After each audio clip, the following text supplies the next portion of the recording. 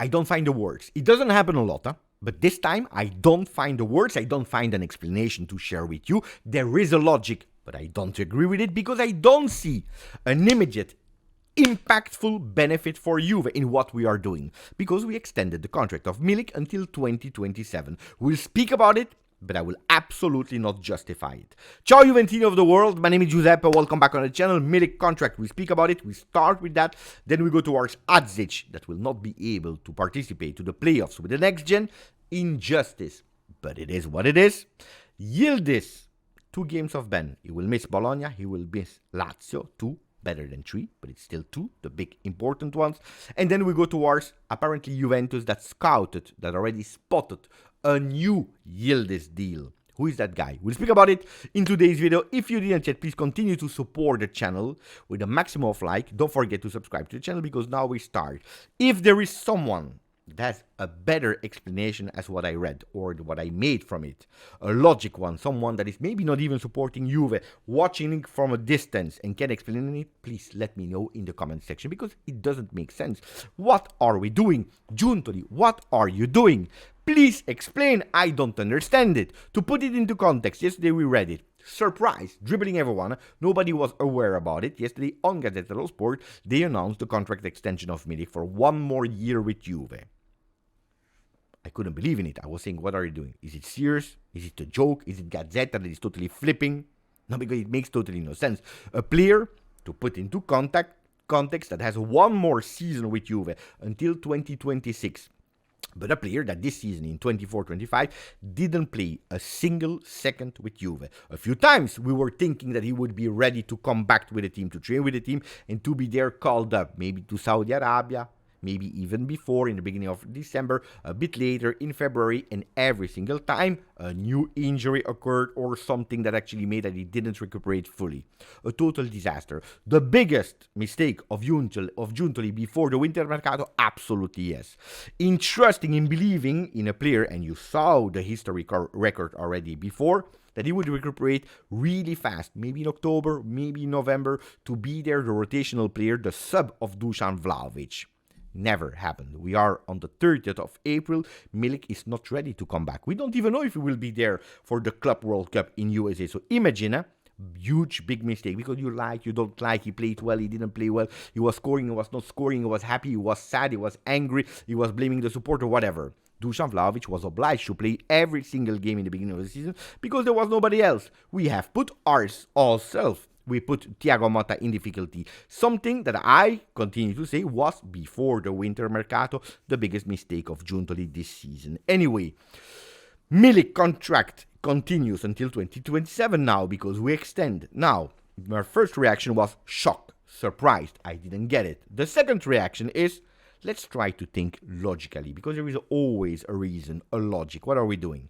We're actually not increasing the salary of Milik. We are not decreasing the salary of Milik. We are actually taking the 3.5 million euro net that he's taking for the remaining year and we are splitting it over 2 years. So it will be a contract of 2 years for 1.75 per season. So at the end, we are not paying more. But tell me, Beppe, why are you angry? What are you doing? It's okay, it's fine, we don't care. And no, because what is the reason behind? There are a few reasons. The first one is you want to count on the player for the next 2 seasons. I don't believe in that. I hope that this is not the logic of Giuntoli that said, oh, maybe he's ready. Maybe we can have our second striker. We don't even need to go on the market because it already happened now. Sometimes you need to learn from your mistake. But let's put that aside. So what is the real reason? That you couldn't find an agreement to split the contract because that were the rumors a few weeks, a few months ago, splitting the contract with Milik with a year of anticipation, maybe paying a bit to let him go, but you actually want him to go on loan. On loan, finding a team that is able to pay you 3.5 million euro is really tough. It's really difficult, knowing that probably they will not even be able to count for all the games on Milik, because even if he comes back, don't expect him to play 100% of the games, 100% of the minutes at disposal. So finding a team for 3.5 is really tough. Finding a team for 1.75, it's much easier in Italy or abroad, whatever. And then, coming back, What do you expect? Him to be 100% ready, that you have him for the season 26-27? I don't think so. So probably you're hoping that you can sell him next year. For how much? Guys, seriously. 2 million? 3 million? What do you do if you don't find any other team? You are extending one more time, and instead of 1.75, you go towards 0.5 and 0.85, 0.9 for 2 more years. I don't get it. Seriously, I really don't get it. No, it makes no sense. Because at the end, what you will do financially is saving 1.7 euro net, 3 million euro gross for Arkadiusz Milik. That's what we're doing. And it shows again that financially we are not strong. Some people, some papers are speaking about Osimhen. Some people are telling me in the comment section, Beppe, why is Juventus not going for Gyökeres from Sesko, from that player, from that player? The papers are selling us big names, and then when we are coming to a possible stop of contract, you pay 3 million. Ciao, Arkadiusz, thank you. And again, with all the respect, because I never wish anybody, any player, an injury. And I would have loved to have Milik on the bench, because I'm sure that he would have been able to give something to Thiago Motta, to Dusan Vlavic with him or instead of him. I'm sure about it. The phenomenon, the best striker of the world, the number 9 of Juve, no, we all know about that. But I'm sure he would have given a help. And I would have loved to have him on the bench with Juve this season. But the destiny made that it was not possible. So now what you do as a big club, as a serious club, you go to him, you say, look, we paid you this season without playing. It's not your fault. Even if it's not our fault neither, because you injure yourself with Poland. Here, we stop the contract. We are best friend. How much do you want? 1 million because of damages of the contract that you are losing 1 year? Here, 1 million. Ciao, arrivederci. Thank you, Milik, for what you did. But we are not able to be strong enough to do that. So we are trying to save 1 million here, 1 million there. I don't get it. I really, really, really don't get it. I don't get it. If you find it, please let me know. But I personally don't get it. Anyway, we are speaking also about the contract extension of Gatti and Weston McKennie that are about to come before the end of the season. Let's see how much these guys will be increased or not. Again, I don't understand. Milik, it is what it is. Speaking about Dusan Vlavic, before going towards the other topics, Dusan Vlavic will not renew with Juve. His contract is ending in 2026. News by Matteo Moretto and Fabrizio Romano, something that you already know since months and months and months. Now it's nearly official, you know, and that when Fabrizio and when Matteo are reporting it, we are close to have an official news. What happened in the meanwhile? Did they speak with the agent? Is there the green line or the red line this time? I don't know what happened, but it's something that we already knew. Pay attention, because a lot of people, I saw the comment section, finally, we know it, it's a good news, we don't want to see Dusan Vlavic with Juve. They never said that he will not be at Juve in 2026. That's not what they said. They said he will not renew with Juve. Now, we are waiting for offers for Dusan Vlavic that are not going in minus valenza, so from 25 up, not less. I think it's 22, something like that, to not go in minus valenza. And then we need also, and that's the most important part, that Dusan Vlavic agrees to go into that team. That's a big one. So at today, there is not a lot of things that change. I was absolutely not expecting him to renew with Juve. Finding a team at the moment, I don't know. Let's see. Il caso Douglas Luiz. The case Douglas Luiz, we already spoke and we made an entire video about it yesterday. Thank you for all the views, for all the likes, for all the comments. Do I want to add something? Well, Juventus is not happy. Juventus is irritated, which is logical. I knew about it because at Juve, I perfectly know how it works at Juve.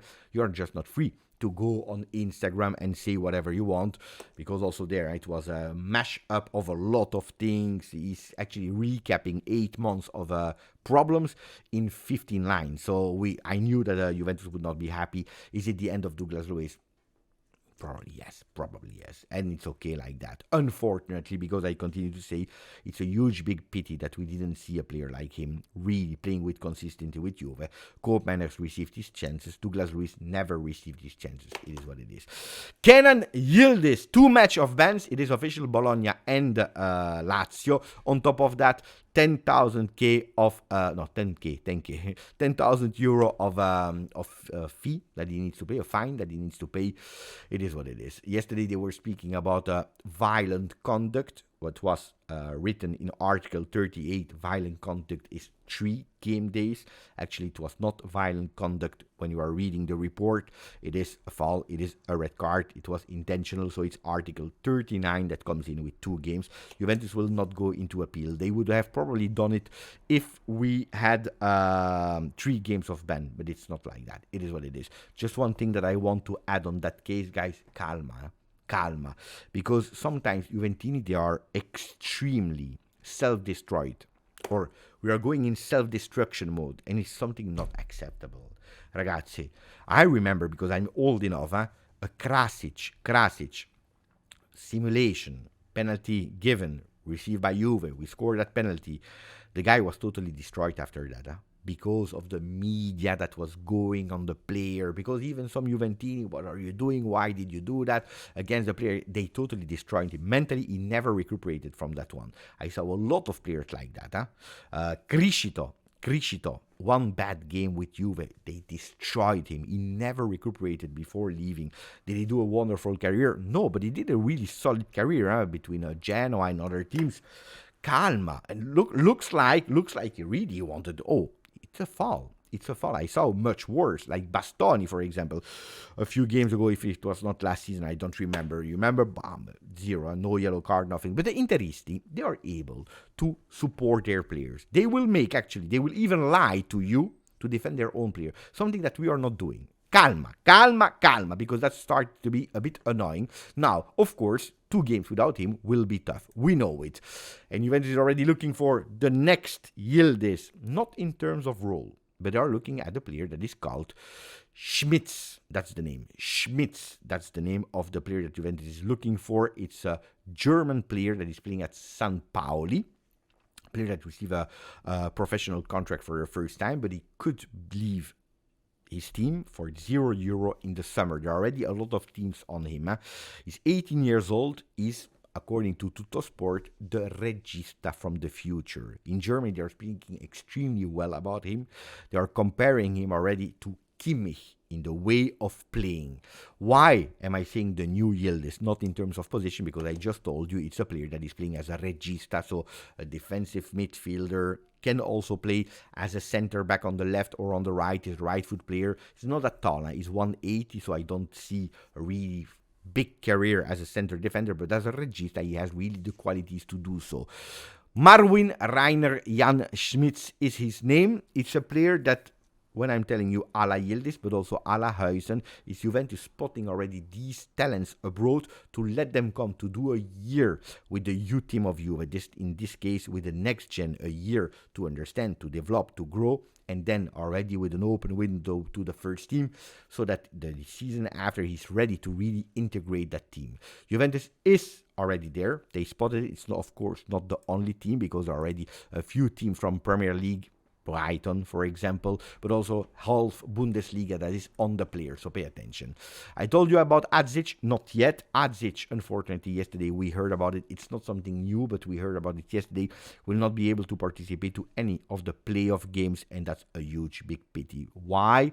Because there is a rule that says to participate in Serie C to the playoffs, you are obliged, if you were actually signed in the beginning of the season, to have at least 25 apps with a second team, which he doesn't, because at the moment he has like 10, 1 with Montero, 9 with Brambilla, so he arrives at 10 games in total, not 25, and that's why he will not be able to participate to the playoff. It's a big pity, because I'm sure that, first of all, he deserved it for what he brought to the team in bringing them to the next gen, to the playoffs, and on top of that, it's a player that could have played with continuity, playing more games. I don't know how long, because from the moment that you lose, you're out.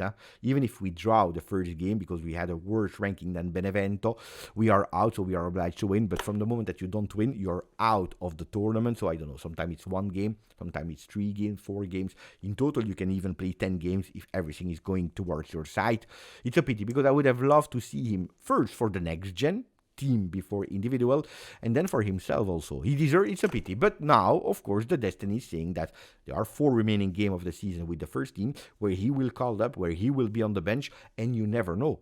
With Yildiz not playing the next 2 games, with Koopmeiners not 100% fit, Who knows? If he will have his chances, his first mid with Tudor on the field. I hope so. I really hope so. Let's see. I want to finish with a few news really fast. The first one is Alberto Costa. Already some clubs from foreign clubs already informed for a loan next season. Another one. You remember when I told you the biggest mistake until the winter mercato was Milik? Remember, or not finding a sub for Dusan Vlavic from Juventus? Here we have another one. Not the only one in the winter, but another one. Alberto Costa, 12.5 million euro. We never saw him because probably he was not ready. Thiago Motta didn't trust him. Igor Tudor is not trusting him enough to start games in Serie A. On loan. 12.5, if it's a potential great player, it's not that expensive, honestly. But did we really need to spend 12.5 in that moment? It is what it is. Guys, you will probably tell me, Beppe, oh, today there is Champions League. There is Barcelona, Inter. And you don't even mention it. Ragazzi, I told you so many times. Let's not think about the other ones. Let's not think about the other ones. They are playing their game. They are in Champions League. If they want to play Champions League, it is what it is. I will not even think about the game. I don't know what game you're referring to. I don't know what you are speaking about. What do you think? That they have an obsession to support against Inter? That I want that they are doing bad because I don't like it? Guys, what are we speaking about? Guys, I'm not thinking about these kind of things. I was thinking about yesterday, for example, Donnarumma that played exceptionally well. What a guy. Yesterday, super safe. You know that I have always been extremely harsh on him in his time at Paris Saint-Germain because a lot of time he was confirming not growing with the game on his feet and also not going out of his line.